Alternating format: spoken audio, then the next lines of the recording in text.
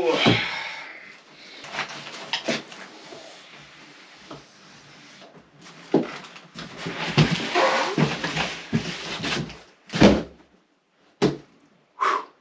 there LEGO fans, welcome back. Alex here. In this video we will be building the new LEGO Star Wars Ultimate Collector's Series AT-AT. This is set number 75313 and contains 6,785 pieces, making it the 5th largest LEGO set in terms of piece count. Just the World Map, Titanic, Colosseum, and the UCS Millennium Falcon have more. It is, however, tied as the most expensive LEGO set at $800 US, alongside, of course, the UCS Millennium Falcon.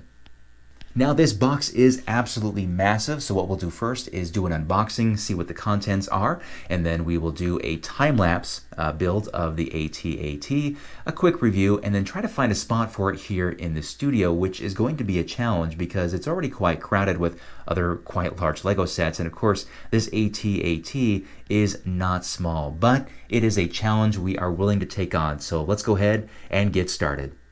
Okay, so it looks like this is the top, but it opens on one of the sides.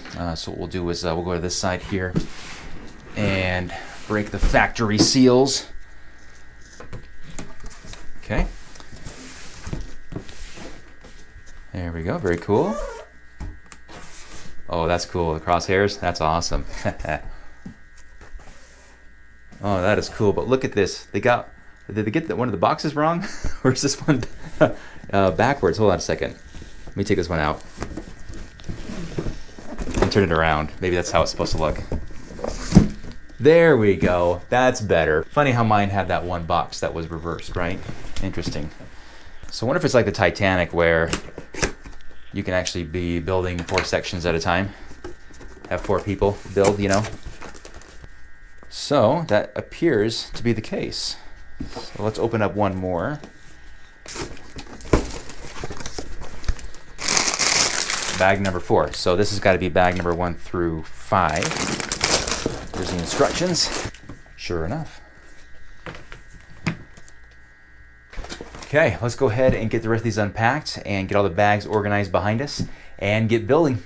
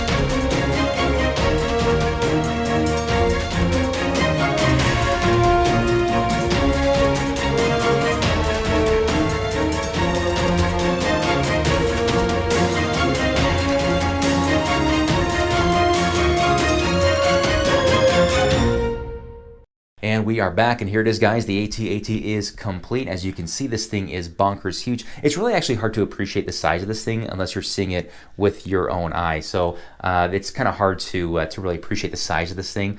But building it was, I don't know, I think it was challenging for me, mostly because I'm not really good at the Technic build. Josh is a lot better at that stuff than I am. But overall, it was really nice. I liked how it was divided into sections. There's 4 main sections of this thing.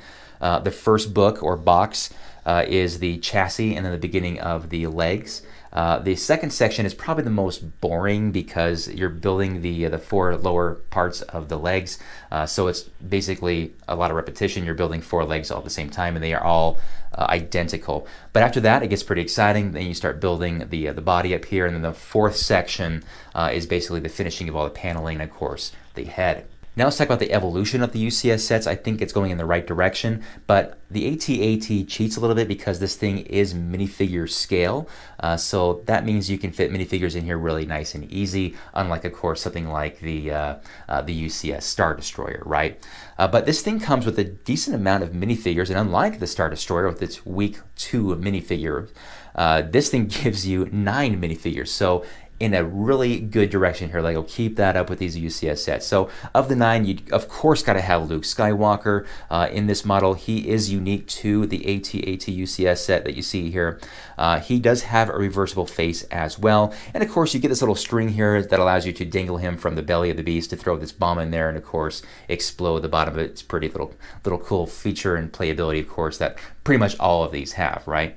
And then, of course, you have 5 snow troopers. I think there's actually 4 troopers, and then you have a commander. What surprised me about these minifigures is despite them all being identical as far as having these helmets or shields on their faces, they all have different faces. There's different skin pigments, there's a couple of females, and I thought that was fantastic that Lego diversified the look of these minifigures. Even though they're covered, their faces are covered, when you take them off, they're all different people. You know, I think that's pretty cool. And of course, that continues on with the 2 pilots here. You have a male and a female, again, different skin tones, is absolutely awesome. I love that. And of course, last but not least is General Veers, and General Veers does have a reversible face as well.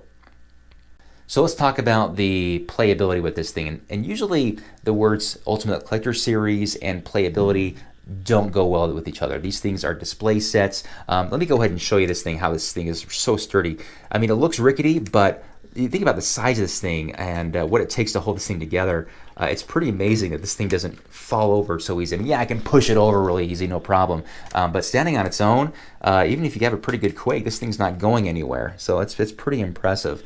But one of the biggest challenge I'm thinking the engineers had on this thing, or developers, was how to get the legs to work, right? So the legs have this tool right here, and you pop that into a joint right there. There's a little brown Technic axle that you connect it to, and that allows you to adjust the legs into a position that suits you. This thing is very, very heavy. This thing, I think, has a 64 tooth gear on all of the main joints, and it has a very small worm gear, and that's what you're turning to turn this thing around. So it's very stiff and rigid. It's not going to move, but just make sure you get it into a nice, comfortable position and style it the way you want it, and you're good to go. One thing that really annoys me, though, is whenever I'm trying to move this thing, there's these elements or pieces right here that I knock off really easy all the time, and it gets really old really fast because when I pick it up, my thumb naturally goes to that spot. It always knocks it off. So it's a little annoying, but I guess it could be worse. This thing, of course, being minifigure scale, does fit the minifigures really nicely into the head right here. The 2 pilots and General Veers fit really nicely in here with room to spare. It's really weird to see so much space in a Lego model, but really easy to go inside here, remove the paneling, and see in the interior. Actually, let me show you guys how this thing comes apart. First off, though, the doors on this thing, on how it actually works in the real world, well, in the movies, I should say, is that there's this door on each side, pops out, and opens up kind of like a garage door on both sides, and I think that works so smoothly. I like that. You can see the interior really nice and clean. But we have a couple of different options here as far as this thing goes. So you have these doors here that you can swing open to see the interior a little bit easier, but let's say that we want just a lot more than that. So here's all the panels that come off. You have one here on the roof. You have 2 in the front and the back. And then you have these 2 very large sides that come off. In fact, when I was putting these things on in the time lapse, I put them on the wrong side. I'm sure some of you guys probably saw that one. Alex, what the heck are you doing? But all of this stuff is just gravity's holding it on, and they grab onto these axles, Technic axles on both sides, and hold on to dear life that way. So here we have the bare bones of the body, and these come off on the head as well. These two panels on either side, so its cheeks come off, I guess you could say. And you can, of course, lift this up as well for really good, easy access to, of course, the main bridge. Interesting feature about this thing is that you can actually steer the head. There's a knob right here, and that allows you to turn the head back and forth. And it feels odd doing this because you feel like you're bending or straining the Technic axle in here. If you turn it to one side, you can even push it down and lock it into kind of a turn on one side or the other. It feels a little unnatural, but I guess it's kind of nice to have that option in there if you want it turned from one side or to the other. This thing is very accurate to how many troops it can carry. There are 40 seats in here, which is just insane. I think I was told by somebody that I should go get those battle packs and fill this thing up. I think that's a great idea. And I love the interior of this thing. This thing, of course, does have a decent number. Well, not a lot of stickers. When I looked at the sticker sheet, there's big stickers to this thing. You know, these big stickers that go on these 6x6 tiles. There's a couple of 2x6 tiles that are covered. And of course, there's also a really cool screen that goes in the bridge that you don't even see unless you actually open this thing up and look closely. But the two pilots look at that thing when they're on the main bridge, which I think is a nice touch. Now on the back of this thing, I found it really interesting here, but when I open up this panel right here on the back, we see the fuel cells, and I'm not sure if these colors are correct or not, but they reminded me a lot of the Octane gas station fuel tubs. So I don't know if that's what they were going for, but I thought that was interesting.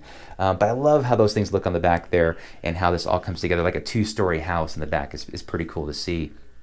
Now, at the very rear of this thing, there is a garage that holds the speeder bikes. Now, you only get 2 of these speeder bikes in here, but the AT-AT does hold 4, and I feel like we got ripped off a little bit. I think for $800, they could have given us a full garage of 4 speeder bikes, but that's just my opinion.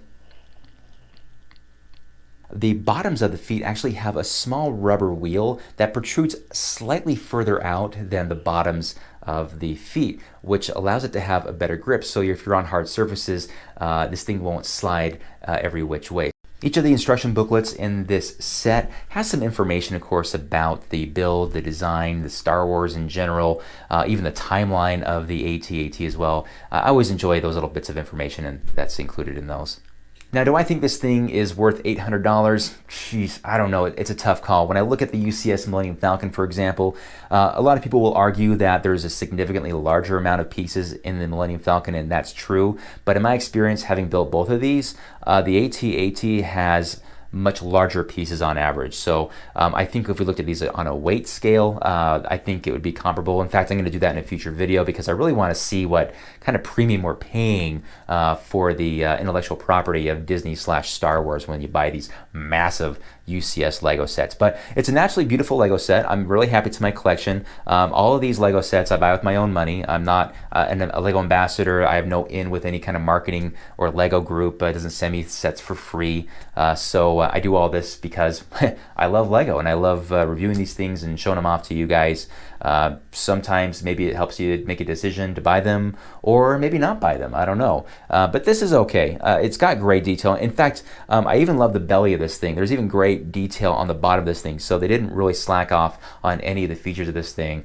So really impressed with the build. It's a very clean look. I love the interior of this thing as well. Now comes the fun part of finding a spot for this thing behind me here, which I think is going to be interesting. So let's go ahead and figure this out.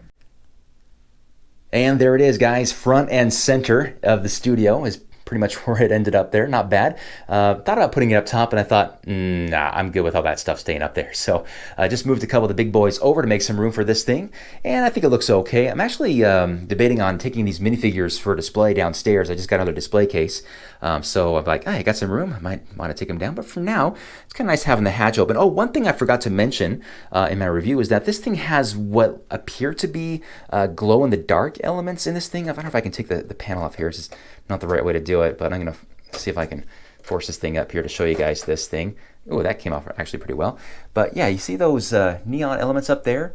I turned the lights off and I didn't really see any glow from them, so maybe they need to be warmed up with the light a little bit better. But yeah, those are in there for what it's worth. I'm going to put that down because I'm just going to break it if I try to put it back on there. And you know what? Displaying it like that's not a bad idea. It looks okay, doesn't it? I like it. All right, guys. Well, that is it. Thank you so much for watching. What a fantastic, enormous Lego set this thing is. And man, I don't know how many more of these we can fit in here, guys. It is getting pretty darn cramped. I'm gonna need another room in my house. I don't know if the wife's gonna go for that though, but for now, pretty happy with the space that we have. All right, guys, that's it for me today. Thank you so much for watching, and we'll catch you next time. Bye-bye.